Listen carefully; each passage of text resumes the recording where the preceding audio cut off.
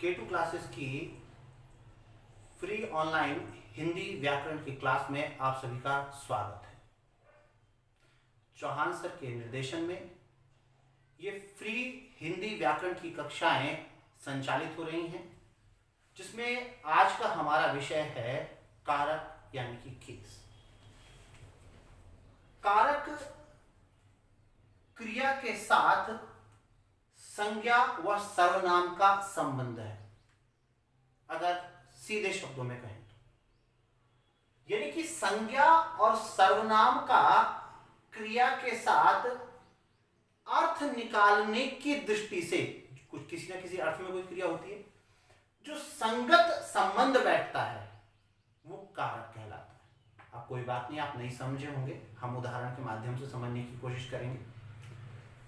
देखिए, एक वाक्य है, सुनो, भारत के प्रधानमंत्री मोदी ने भारत से जाकर विश्व मंच पर कश्मीर प्राप्त करने के लिए पाकिस्तान को कूटनीति से मारा। अब यहां पर देखिए, हम सभी जानते हैं कि कारक 8 प्रकार के होते हैं और उसके अपने चिन्ह होते हैं, जिन्हें परसर्ग या कारक चिन्ह कहा जाता है, ठीक है, या विभक्ति कहा जाता है। अब यहां देखिए, ये जो सुनो शब्द है ये संबोधन है। सुनो, मारा। अब देखिए, ये सुनो ने क्रिया मारा, यहां पर क्रिया क्या है? मारा, ये क्रिया। अब सुनो संबोधन ने मारो क्रिया की ओर ध्यान आकर्षित किया, यानी कि इसके साथ संबंध स्थापित कर दिया। दूसरा आप देखिए, भारत के प्रधानमंत्री मोदी ने। अब यहां पर भारत एक देश है, ठीक है, संज्ञा है, और प्रधानमंत्री एक संज्ञा है। अब इन दोनों को के यानी कि संबंध कारक के माध्यम से जोड़ दिया और फिर ये क्रिया के साथ संबंधित है, यानी कि यहां पर क्या हो गया? आपका संबंध कारक हो गया। मोदी ने, क्रिया का कर्ता कौन है? मोदी, यानी कि कर्ता कारक है यहां पे मोदी में, क्योंकि यहां पर क्रिया को संपन्न कौन कर रहा है? मोदी ने। देखिए, ने, ये कर्ता कारक का चिन्ह यहां पर लगा है। भारत से जाकर, यानी कि भारत से अलग हुए, तब तो गए, जहां भी गए, विश्व मंच पे गए। तो ये सी क्या है? ये अलगाव का भाव है, यहां पर अपादान कारक है। विश्व मंच पर, देखिए, किसी नियत स्थान और समय की जब बात होती है तो वो अधिकरण कहलाता है, और यहां पर विश्व मंच पर जाकर, ठीक है। अब ये पर में क्या बता दिया? उस स्थान विशेष जहां पर घटना घटित हुई, यानी कि अधिकरण। कश्मीर प्राप्त करने के लिए, अब यहां पर देखिए कि कश्मीर प्राप्त करने के लिए, अब प्राप्ति यानी कि किसी उद्देश्य के लिए गए, तो जब किसी उद्देश्य के लिए कोई क्रिया की गई है तो वहां पर कौन सा कारक है? संप्रदान कारक है। आगे देखिए, पाकिस्तान को कूटनीति से मारा। अब पाकिस्तान को, अब देखिए, मोदी ने पाकिस्तान को कारक, यानी कि ये कर्म कारक है। पाकिस्तान को मारा, यानी कि ये मारना क्रिया का प्रभाव किस पर पड़ा? पाकिस्तान पर पड़ा, तो ये कर्म कारक हो गए। यहां कूटनीति से, अब ये देखिए, यहां पर से आया। अब ये कूटनीति से, कूटनीति एक अवधारणा है, ठीक है, भाववाचक संज्ञा। अब कूटनीति से मारा, अब ये मारा क्रिया कैसे संपन्न हुई? तो साधन, जिसको हम क्या कहते हैं? करण, वो यहां पर देखिए, ये कूटनीति है और से कारक चिन्ह इसको यहां पर प्रदर्शित कर रहा है। इतनी बात मित्रों आपकी स्पष्ट हुई? चलिए आगे। आइए दोस्तों, इस डायग्राम के माध्यम से हम कारक की परिभाषा को और स्पष्ट करने का प्रयास करते हैं। यहां देखिए, क्रिया है मारा, और क्रिया को करने वाला कर्ता कहलाता है, यानी कि किसने मारा? तो मोदी ने। देखिए, ने कारक चिन्ह लगा हुआ है यहां पे। अब आप समझना कारकों का महत्व। किसको मारा? तो पाकिस्तान को। अब मारना जो क्रिया है उसका प्रभाव किस पर पड़ रहा है? पाकिस्तान पर पड़ रहा है। को कारक चिन्ह लगा हुआ है। अब यहां पर देखिए, इन कारक चिन्ह के रूप में भी हो सकते हैं, बिना चिन्हों के हो सकते, लेकिन इनका महत्व देखिए। अगर हम ने के स्थान पर यहां पर को कर दें कि मोदी को, और को के स्थान पर यहां पर ने कर दें, यानी कि अगर हम पाकिस्तान के आगे ने लगा दें तो पूरा वाक्य का अर्थ ही बदल जाएगा। पाकिस्तान ने मोदी को मारा। अब आप समझे मेरी बात को, परिभाषा पर आ जाइए। संज्ञा व सर्वनाम के साथ क्रिया का संबंध, या क्रिया के साथ संज्ञा सर्वनाम का संबंध कारक है, जिससे अर्थ निकलने की संगति हो सके, यानी कि सही अर्थ निकल सके। यानी कि राइट प्लेस पे राइट चिन्ह आप, या राइट प्लेस पे राइट कारक अगर होगा, तभी वो भाव निकल करके आएगा उस वाक्य में जो हम व्यक्त करना चाहते हैं। नहीं तो अर्थ का अनर्थ हो जाएगा। देखिए यहां पर अगर हम को कर देंगे तो मोदी को मार दिया, जबकि हम कहना क्या चाहते कि मोदी ने। ठीक है, अब देखिए, तो यहां पर कर्ता कौन है? जिसने क्रिया को किया, ठीक है, अर्थात मोदी। क्रिया का प्रभाव जिस पर पड़ा वो कर्म कहलाता है, और यहां पर कर्म है पाकिस्तान। कूटनीति यहां पर साधन है क्रिया को संपन्न करने का, और साधन को कर्ण कहते हैं, और यहां पर विभक्ति से के माध्यम से कर्ण कारक को व्यक्त किया गया है।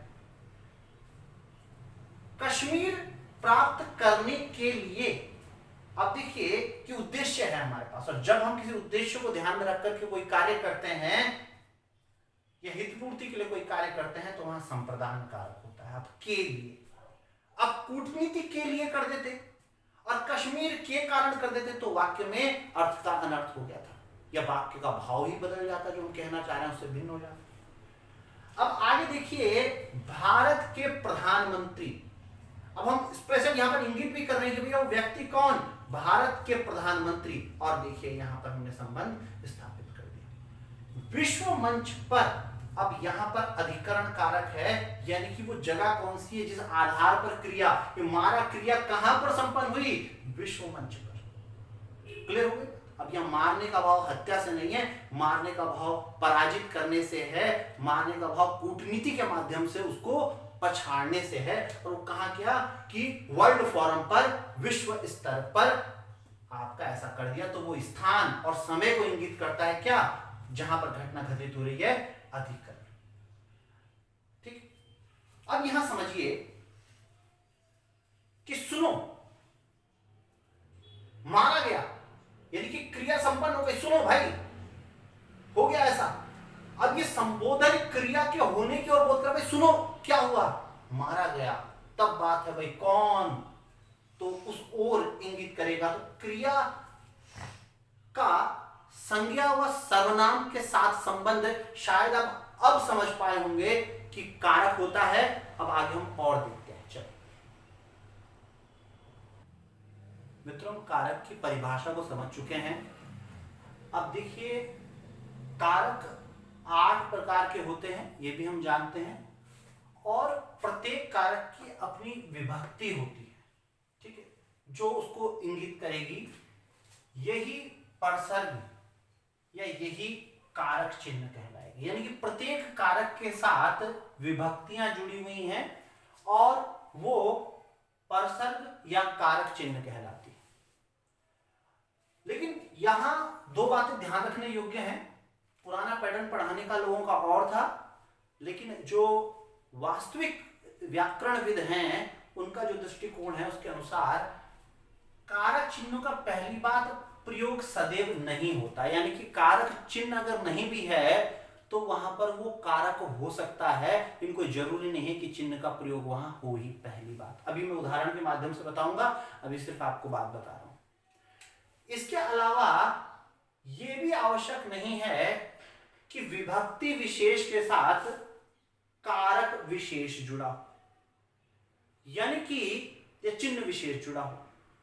हमने कहा कि यहां पर कर्ता कारक है, तो कोई जरूरी नहीं कि कर्ता कारक में ने ही लगेगा, वहां अन्य चिन्ह का प्रयोग भी आप देखेंगे।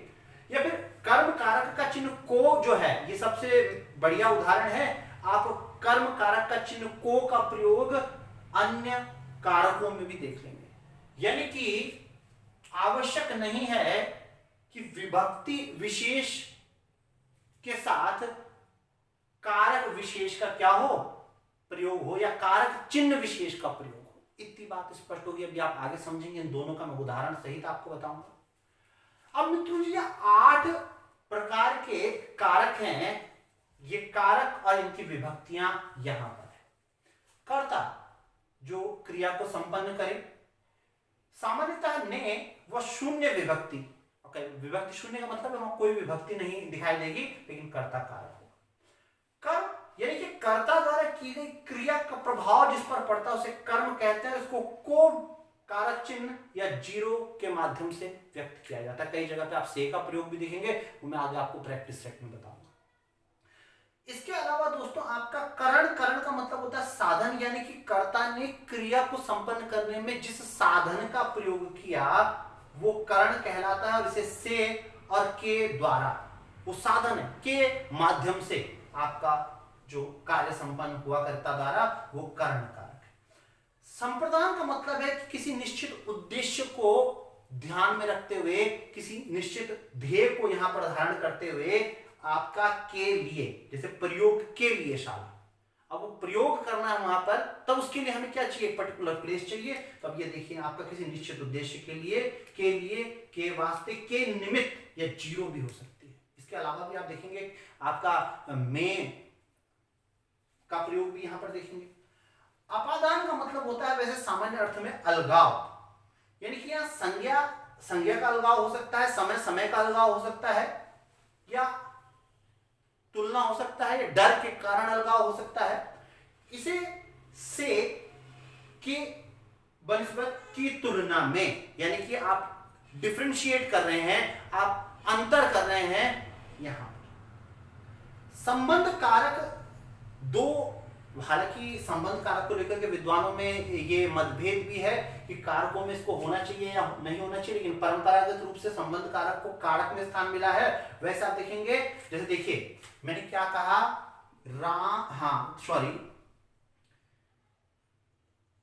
राम का पुत्र। अब राम एक संज्ञा है, पुत्र एक संज्ञा है, और का के माध्यम से ये दोनों संज्ञाएं आपस में जुड़ी हुई हैं। हालांकि अप्रत्यक्ष रूप से जो क्रिया है उसके साथ भी वाक्य में जुड़ा होगा, लेकिन अगर डायरेक्टली देखें तो दो संज्ञाओं के बीच में संबंध बता रहा है संबंध कारक। लेकिन दोस्तों फिर भी इसको परसर्ग में स्थान है, और परंपरागत रूप से इसकी कारकों में गणना की गई है। क्लियर हो गई? इसके अलावा आप देखेंगे तो यहां पर है अधिकरण कारक। अधिकरण का मतलब होता है आधार, यानी कि वो समय विशेष, स्थान विशेष जहां पर घटना घटित हुई है जिसके बारे में हम बात कर रहे हैं, यानी कि में, जैसे कि चरपाई में, स्कूल में, चरपाई पर, तो में पर क्या है, या दिन में 2 बजे की अगर हम बात करें तो दिन में, ये दिन क्या है, एक टाइम को बता रहा है, और 2 बजे, दिन में 2 बजे खाना खाया। अब दिन में 2 बजे जो है वो यहां पर में जो है वो अधिकरण है, उस समय विशेष जहां पर घटना घटित हुई उसको बता रहा। अब संबोधन कारक का मतलब है यहां पर, जैसे देखिए हे, अरे, सुनो, या इसके अलावा और भी हो सकते हैं। ये बता रहे कि अरे सुनो, ये घटना घटित हो गई, ये घटना यहां पर पूर्ण हो गई। अब यहां पर देखिए हम ये जानेंगे कि कारक चिन्हों का प्रयोग सदैव कैसे नहीं होता, इसको हम यहां समझने की कोशिश करेंगे। उदाहरण के माध्यम से समझते हैं कि कारक चिन्हों का प्रयोग सदैव नहीं होता। देखिए पहला उदाहरण है, अपने ही नाम से कर देता हूं मैं उदाहरण की शुरुआत। मनीष घर बैठ पुस्तक पढ़ रहा है। मनीष घर बैठ पुस्तक पढ़ रहा है, पढ़ रहा है। अब देखिए उदाहरण नंबर 1 ही आ गया कि मनीष घर बैठ पुस्तक पढ़ रहा है। अब कर्ता कौन है? मनीष। जो काम क्या कर रहा है? कर्म पुस्तक पढ़ रहा है। क्या पढ़ रहा है? पुस्तक, यानी कि कर्म क्या है? पुस्तक। और कहां पर? घर। घर क्या है? अधिकरण। यानी कि यहां पर कर्ता कारक भी है, अधिकरण कारक भी है और कर्म कारक भी है, लेकिन मित्रों कारक चिन्ह का प्रयोग नहीं किया। यही तो जान को झंझट है, सबसे बड़ी आफत यही है।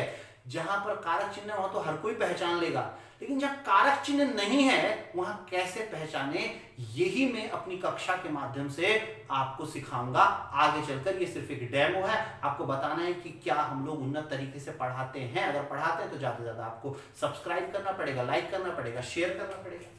अब देखिए दूसरा उदाहरण मैं आपके सामने रखता हूं। दूसरे उदाहरण में आप देखिए दीपक ने घर पर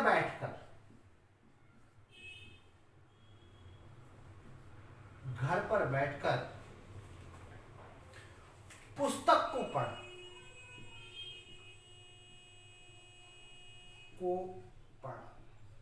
अब यहां देखिए कर्ता दीपक है तो कर्ता कारक का चिन्ह ने लगा हुआ है।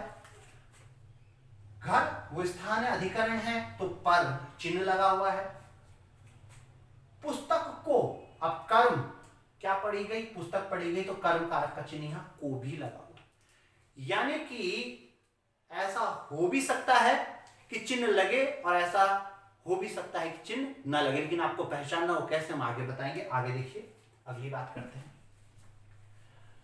अब दूसरी बात जो यहां पर समझने वाली है वो ये है कि आवश्यक नहीं है कि कारक चिन्ह जिस कारक के साथ जुड़ा है उसका प्रयोग वही हो। यानी कि दूसरी बात हम यहां क्या बताने जाते हैं? आवश्यक नहीं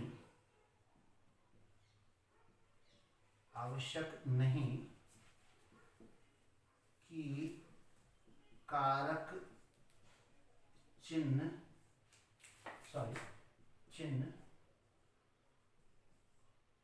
उसी कारक के साथ प्रयोग हो। अब देखिए आप समझिए यहां पे कैसे। देखिए हमने कह दिया कि कर्ता ने कर्म को कर्ण से संप्रदान के लिए, अब ये कोई जरूरी नहीं है कि जो हमने इनके साथ जोड़ दिया उसी के साथ उसका प्रयोग हो। अब यहां पर देखिए उदाहरण, जैसे कि माला ने धोबी को कपड़े दिए। पहला उदाहरण, माला ने धोबी को कपड़े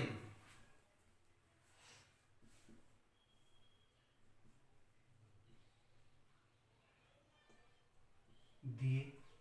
अब यहां पर बात को समझिए कि माला ने धोबी को कपड़े दिए। एक तो वाक्य ये हो गया। दूसरा वाक्य यहां देखिए, माला ने भिखारी को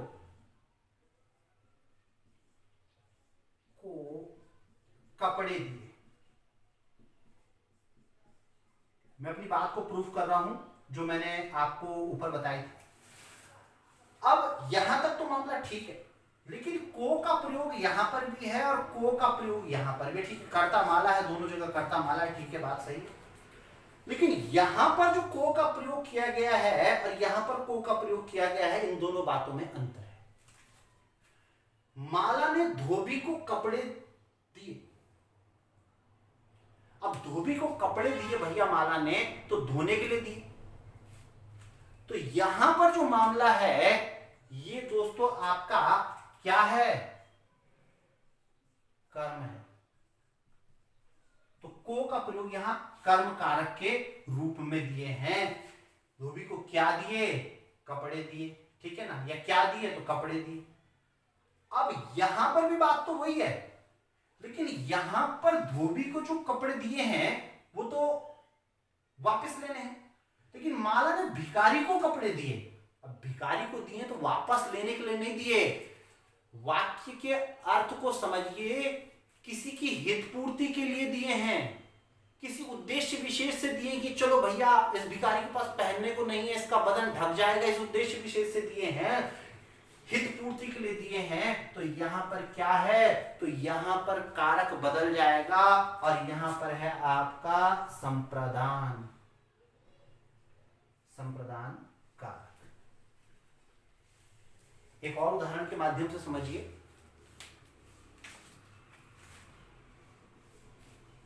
मैं कल शाम को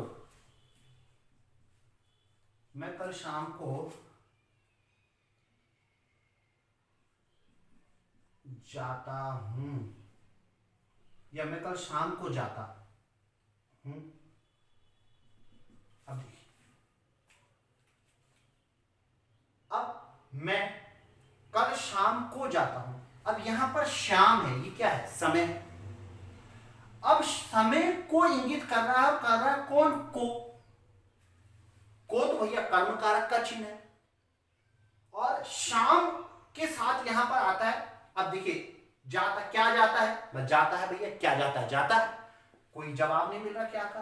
अब शाम यहां पर आया और शाम के साथ यहां पर ये को आया है, इसका मतलब ये है कि को का प्रयोग यहां पर जो किया गया है, ये किया गया है आपका अधिकरण काल में। कई लोग असहज हो जाएंगे मेरी बातों से, ठीक है, लेकिन यही सत्य है, इतनी बात को आप समझ लीजिए। यानी कि अब हमने यहां पर देखा कि कैसे एक कारक चिन्ह का प्रयोग दूसरे कारक में और दूसरे कारक चिन्ह का प्रयोग तीसरे कारक में किस प्रकार किया जाता है। इसके बाद मित्रों हमारी अगली वीडियो आएगी, जिसमें हम 8 के 8 ये जो आपके कारक चिन्ह हैं ये जानेंगे और बहुत सी वो धारणाओं को खंडित करेंगे जो आज तक लोग आपको पढ़ते पढ़ाते आए हैं। उन बातों को आपके सामने यही गलत साबित करूंगा और आपके प्रश्नों का उत्तर आपको मिलेगा कि आखिर क्यों परीक्षा में आपके प्रश्नों का उत्तर सही नहीं हो पाता। आप विभिन्न आयोग के पुराने प्रश्न देख लीजिए, उत्तर प्रदेश पीसीएस के प्रश्न देख लीजिए, एमपी पीसीएस के प्रश्न देख लीजिए, पूरे इंडिया के लेवल पे जहां हिंदी आती है आप मैच मिलाकर के देखिए। ये आपका मानक व्याकरण की जो कौमुदियां हैं उनसे आपके लिए मैं लेके आया हूं।